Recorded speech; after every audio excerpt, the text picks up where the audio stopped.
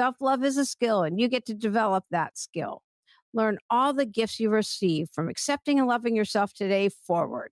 You're in for a treat hearing from Scott, who's been through it himself, learned a lot, of course, just like the rest of us, and now makes it his mission, helping you reach your highest authentic truth and share your gifts without being in some kind of constant judgy state. The author of the best book, Enough as You Are. Welcome to 52 Weeks of Hope, Scott. Hey, thank you so much, Lauren. I'm happy to be here with you.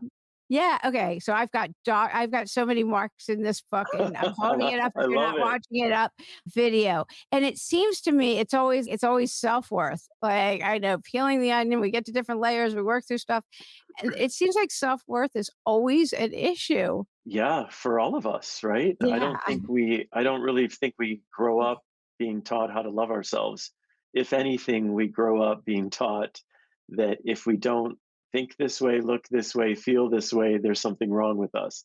Like we grow up with so much conditioning, and it starts from the people who raise us, our parents or caretakers, and even the best parents in the world, the most loving, evolved parents in the world are going to condition their kids in certain ways that don't align with those kids. Is looking at those places inside of us that are conditioned and looking at the ways in which we're operating from that conditioned place versus the ways in which we can operate from a more authentic place, a place that feels more honest in our hearts.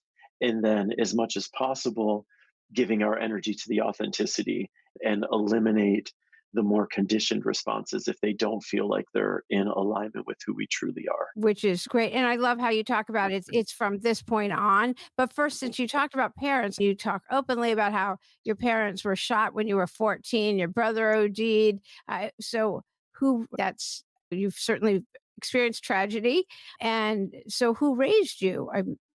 I moved in at 14 with my eldest sister and her husband and their son, my nephew at the time. Okay. Okay. I was the youngest of 7 kids.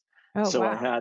there was a big support network in that way that was certainly helpful. I can't imagine having gone through that with no siblings, yeah, but that was how the circumstances changed. It was a lot as a 14-year-old, obviously, as Yeah. anybody. Just being 14 is Yeah, just being 14 and changing high schools and coming to terms with my sexuality, like a lot was going on in that moment as well as losing my parents in a horrific way. shame's a very low vibration.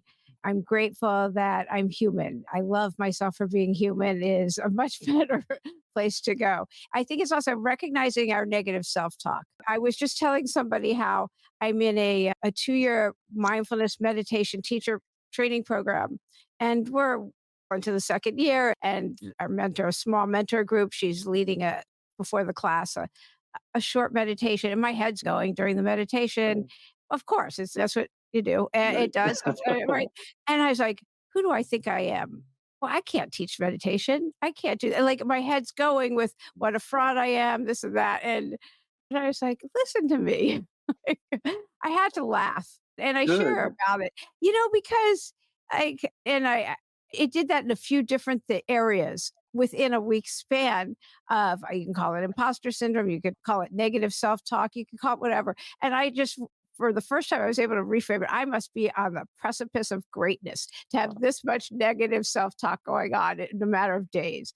I love And yeah, it was the first time I was ever able to reframe it because and it's the awareness and it's a willingness. I'm not always like that good. I was just aware. It's an Yeah. awareness of it. It is all it is. I can laugh at myself. When you put pen to paper and actually write something, what comes out is oftentimes very different than what can come from just trying to think through something. It's like new epiphanies, new perspectives, new possibilities can come out. One of the practices I do, I call it soul writing, is I Yeah. just ask the question, "Dear soul, what is it you would have me know right now?" And Elizabeth Gilbert, the great writer and human, she started a Substack called Letters from Love, I think. And it's just an invitation for people to do what I just suggested with the soul, do it with love. Recognize that there is an energetic place within you that's just all love, and it never leaves you.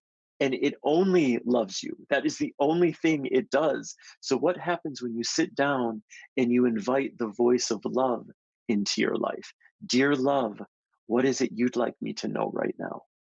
I love that. Yeah.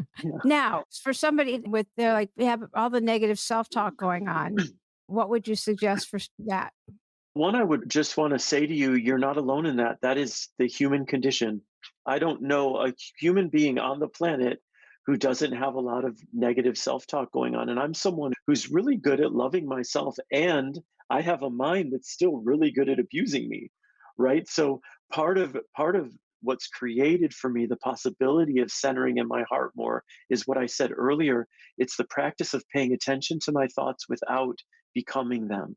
There's a great spiritual metaphor for that, which is become the sky and allow your thoughts to be the clouds or the weather. So you don't take ownership of them. The sky is more expansive beyond whatever's happening within it. When you this was I took a hypnosis workshop many years ago in New York, and this was the one thing I remember from it that the teacher recommended is we all have the inner critic.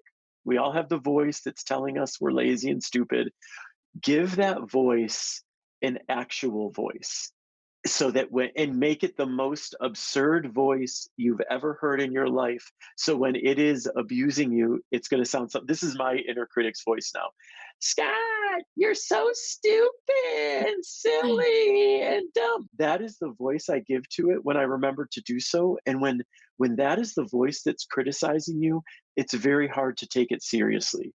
And we don't need to take our mind's voice seriously most of the time. Okay, so what's the hardest challenge you've ever gone through and how did you get through it? Losing my parents for sure.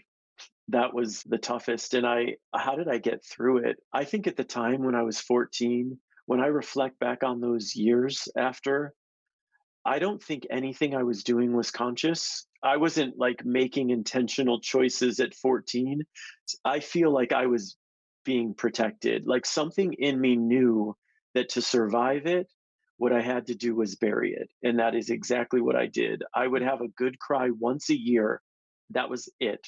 After the Wow. first few months after their death, it was like clockwork. Once a year, I would cry, I would bury it.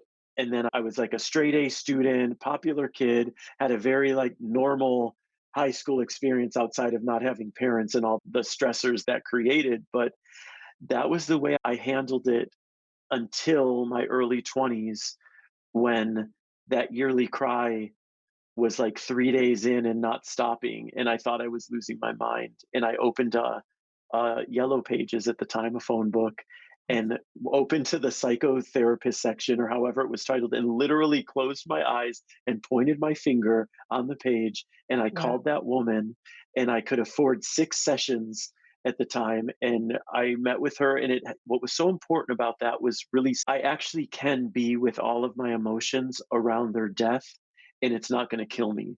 And I think I was so afraid to let myself really feel the anguish and the rage. And then I started opening up to feeling everything I was feeling about it and allowing for that expression to come through.